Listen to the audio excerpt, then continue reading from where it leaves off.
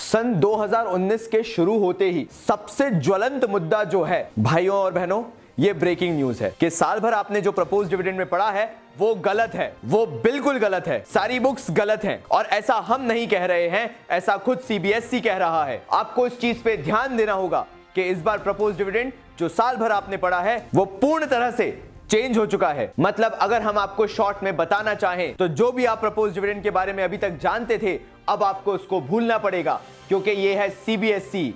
हर साल कुछ नया ब्लंडर करना इसको जरूरी है, हम लोगों को परेशान करना इसको जरूरी है। छोड़ पढ़ाई पकड़ लो कढ़ाई, मिलकर तलो पकौड़ा।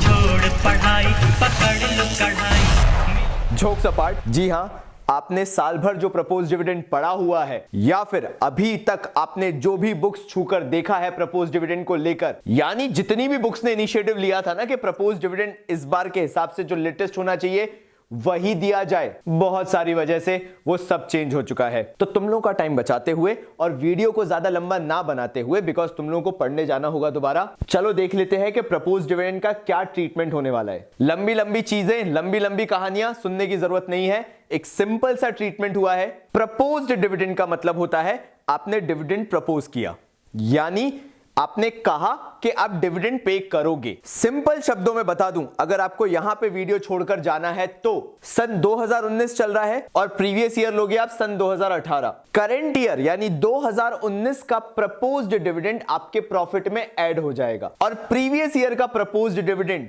यानी जो 2018 का है वो फाइनेंसिंग से माइनस हो जाएगा। करंट ईयर का प्लस और प्रीवियस ईयर का माइनस, करंट ईयर का ऑपरेटिंग में प्लस, प्रीवियस ईयर का फाइनेंसिंग से माइनस, करंट ईयर का ऑपरेटिंग में प्लस, प्रीवियस ईयर का फाइनेंसिंग से माइनस। बस इतना नहीं है, इसके अलावा और कुछ नहीं है। जाओ जाके पढ़ना है दोबारा तो पढ़ने बैठ जाओ, कोई इशू नहीं है, इसके आगे सुनने की जरूरत भी नहीं है। अब मैं उनसे जरा बात कर लूं जो कि इसके पीछे का लॉजिक ढूंढ रहे हैं। बाकी जिनको बहुत डिस्टर्बेंस होगा कि यार ये क्या है, उनके लिए इतना ही है। आखिरी बार बोल देता हूं, करंट ईयर यानी 2019 का ऑपरेटिंग के अंदर नेट प्रॉफिट में ऐड, प्रीवियस ईयर 2018 का फाइनेंसिंग से लेस। अब बात करते हैं मैन टू मैन, यानी हम बात करने वाले हैं कि जो लोग लॉजिक के बारे में सोचते हैं। प्रपोज्ड डिविडेंड काम कैसे करता है? अगर सन 2019 में मैंने प्रपोज किया है तो यह माना जाएगा कि 2020 में मैं पे करूंगा, यानी 2019 में सिर्फ प्रपोजल डाला है कि पे करेंगे, उसके लिए पैसा अलग से निकाल के रख दिया है, लेकिन वो इस साल पे नहीं कर रहे हैं, वो अगले साल पे करेंगे। और इसलिए क्योंकि वो प्रॉफिट से अलग निकाल के रखा जा चुका था, जब हम नेट प्रॉफिट कैलकुलेट करेंगे कि एक्चुअल में प्रॉफिट बिजनेस ने कितना अर्न किया है, तो वो जो प्रपोज डिविडेंड का अलग से प्रॉफिट निकाल के रख दिया था, उस प्रपोज डिविडेंड को दोबारा प्रॉफिट में जोड़कर देखेंगे कि ओवरऑल प्रॉफिट कितना हुआ था। जिन्हें इसका इतिहास नहीं पता, होता यह है कि बैलेंस शीट में प्रॉफिट आकर बहुत छोटे छोटे पार्ट्स में बच जाता है, रिजर्व में चला जाता है,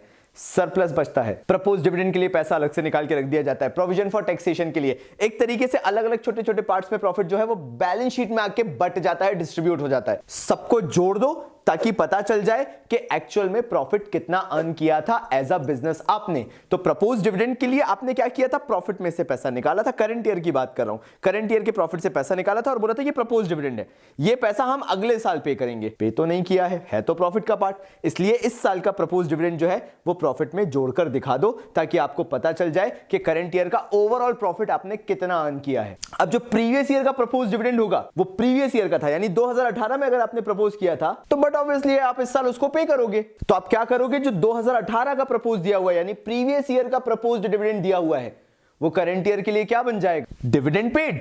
यानी आप उसे, क्योंकि ये फाइनेंसिंग एक्टिविटी है, फाइनेंसिंग एक्टिविटीज के अंदर आप इसको माइनस करोगे प्रीवियस ईयर का प्रपोज्ड डिविडेंड, क्योंकि एज डिविडेंड पेड वो करंट ईयर में हो जाएगा जो प्रीवियस ईयर का था। सो आई होप आपको क्लियर है। अगर 2019 का प्रपोज डिविडेंड दिया हुआ है तो वो करंट ईयर के लिए प्रपोज्ड है, इसका मतलब अभी वो पे नहीं किया गया है, वो इस साल की फाइनेंसिंग एक्टिविटी नहीं है। उसको नेट प्रॉफिट में जोड़कर दिखाओ ताकि पता चल जाए कि ओवरऑल नेट प्रॉफिट आपने कितना अर्न किया था। और जो प्रीवियस ईयर का प्रपोज डिविडेंड दिया हुआ है वो करंट ईयर के लिए डिविडेंड पेड हो जाएगा, यानी सन 2018 का, तो आप उसको इस साल एज डिविडेंड पेड बोल सकते हो। और इसलिए वो फाइनेंसिंग से माइनस होगा क्योंकि dividend payment is a financing activity. तो सर करंट ईयर का फाइनेंसिंग क्यों नहीं हुआ? क्योंकि करंट ईयर में डिविडेंड पे नहीं कर रहे, जो प्रपोज किया है वो सन 2020 में जाके फाइनेंसिंग एक्टिविटी बनेगा, क्योंकि 2020 में वो डिविडेंड पेड होगा। अभी के लिए जो इस साल का करंट ईयर का प्रपोज्ड डिविडेंड है उसको सिर्फ प्रॉफिट का पार्ट माना गया है। यही चेंज सीबीएसई लेके आया था और हां ये सच है,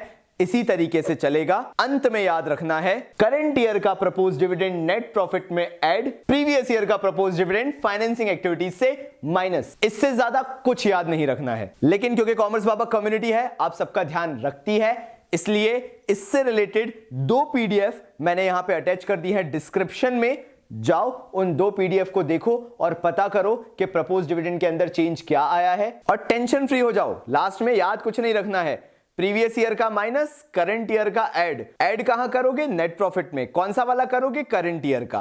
प्रीवियस ईयर का माइनस करोगे कहां करोगे? फाइनेंसिंग एक्टिविटीज में। चलिए मिलते हैं हमारे नेक्स्ट वीडियो में, तब तक के लिए बाबा जी की तरफ से धन्यवाद।